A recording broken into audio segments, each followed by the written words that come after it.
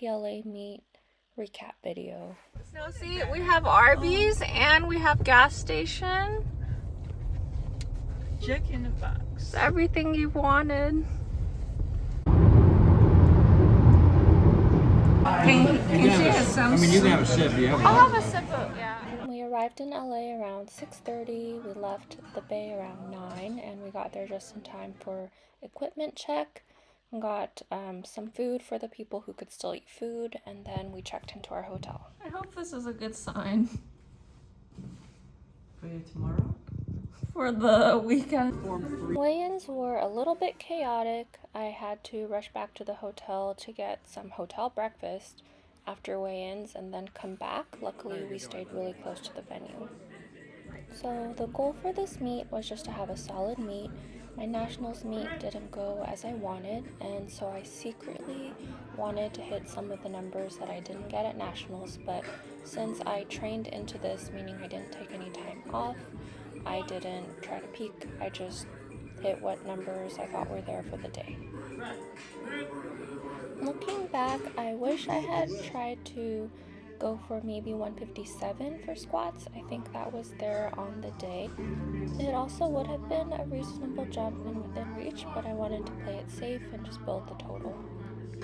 The flights for this meet were pretty small. There weren't that many girls, and so we had some girls and guys in the flight, and some people were only trying to hit a QT, so some people just did their first attempt and that was it, so the rest of the meet actually went pretty quickly. One thing I did notice was everyone seemed to do self lift-offs for bench, which I'm not used to seeing, but there definitely was a person there to help that day, but I think everyone just self lift-offed. The roughing was very consistent throughout the meet, and I do think the spotters and loaders were super fast, so the meet ran really smoothly. Another side note is this bench was pretty similar to the one that I've been training on in terms of dimension. The pad's different, it's a different company, it's a TSS versus a ER rack, but the height was good, so I felt pretty prepared, and also the plates are a little bit different, so I'm not used to seeing those colors. For example, the orange is actually a 15 and it's usually yellow. This 107.5 kilo bench for my third attempt was the bench that I've been trying to hit for a really long time. I haven't made a PR in bench since 3rd Street, like February 2023, and so this was pretty huge for me mentally. For deadlifts, I think we increased my opener from 165 to 167, just keeping in mind where I wanted to end on the day. I had moved my Friday deadlift session to Thursday night combined with my Thursday bench session, so I think this was like 36 hours from my last deadlift session, so I may have been a little bit fatigued from that, but again, going into this meet, I was placing more emphasis on keeping my training consistent rather than trying to do especially well, because losing training time really sets you back. These beef and pancake wraps were from the restaurant the night before when I couldn't eat, and they came in really clutch because it was good meat day food, had some carbs, had some salt, and since we just drove down the night before, we really didn't have time for groceries or anything, so really glad we had that. It felt really good to PR my total before the end of the year, and then we celebrated with some friends. We got some sushi. It was all you can eat, and so we were there for quite a while. At this point, we had been up since 5-something in the morning, and it started raining, and we went to downtown Disney for a bit, and then of course I had to get something to validate my parking. Where are they going?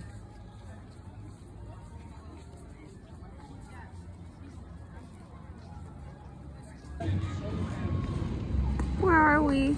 Disneyland downtown. Yeah. Why do I have this? Deals! So part of why this trip worked out was because I had already been planning on going to Disneyland. We were bringing my mom to Disney, and so the meet being that same weekend just lined up perfectly. And so rather than do a qualifying meet early next year, which would be probably around January or February, for the meet that's in April, we just decided to do it, and then I can just train into nationals. Knick-knack nooks.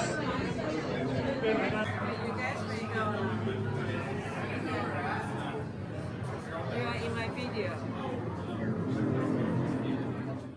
I haven't been to Disney since I think 2018, so a lot has changed, and it was cool to see it again from a different perspective. And also, I'd never been to Star Wars Land. So the Galaxy's Edge was a lot more mall-like than I would have anticipated. There's a couple rides. The lines kind of fluctuate. Sometimes it's like an hour and a half wait. Sometimes it's like 20 minutes, depending on time of day. But it's definitely doable. If you have a whole day there, you can definitely find some downtime. Yeah. We started our day here. Rise of the Resistance was a really well done ride, so that's the only ride we went back and did again in the evening because I wanted to see what Galaxy's Edge looked like at night. I know last year for Christmas we showered Marshall with gifts. This year for Christmas we all chipped in to get her a shower because she's been really stinky this year. Yeah, right, Squirt? Oh, Squirt, no! Dr. Coach and Austin's last research camp. Oh, look at that! Law making banana bread and monkey bread for Christmas dinner. And I wish you all a happy New Year. Oh, look at that! So after walking around nonstop for a few hours, we found an attraction where you can just sit down and just rest your feet. Not gonna lie, this room was a little weird. At this point, we hadn't really eaten since breakfast. We had a huge hotel breakfast, but then we wanted to stay around for the nighttime parades and shows, and so we managed to find some protein in the form of chicken, and it was very filling, and it was kind of perfect for what we were looking for. We had been kind of stuck in the wow, everything looks like carnival food while we were kind of hungry, and we were eating protein bars and jerky just while we were waiting in the lines, but it was nice to have a meal of food because we didn't end up leaving the park till about 1. So as I've gotten older, I've actually come to appreciate these live shows more. My favorite people in this parade were the little snowman dudes, but honestly, part of me wonders, like, are they really smiling and happy inside, or is it like a dude or a dudette who's like frowning, like, man, I have to do the same routine again in a few hours, or like, this is my second time doing this today, or wow, I have to stay in makeup for like another show later or something like that. Just adult thoughts. There's a Frozen event going on. So the Small World line was kind of consistently busy throughout the day, but in the evening it was lit up, great time to go, and the line is nice because you get to look at the display, and so it's holiday themed, and they changed a couple things, but it's like a staple. You gotta go on. It's a Small World. Watch your children.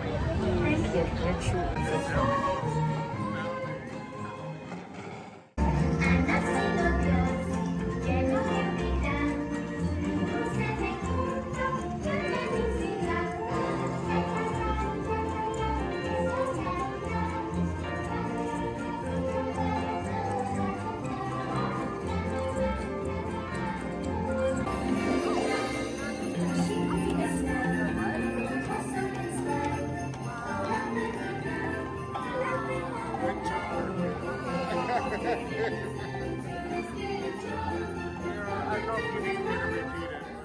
A key for surviving Disney is to bring water bottles. There's lots of places to refill water. It's not the most amazing tasting water, but it's great for staying hydrated. I kind of wish we had put in a little bit of hydration packets because I did feel kind of dehydrated, especially after the slight water cut and the meet the day before. As I mentioned, we went back to Galaxy's Edge at night, and this was my favorite part of the park. It was that scene where you just saw all the stormtroopers.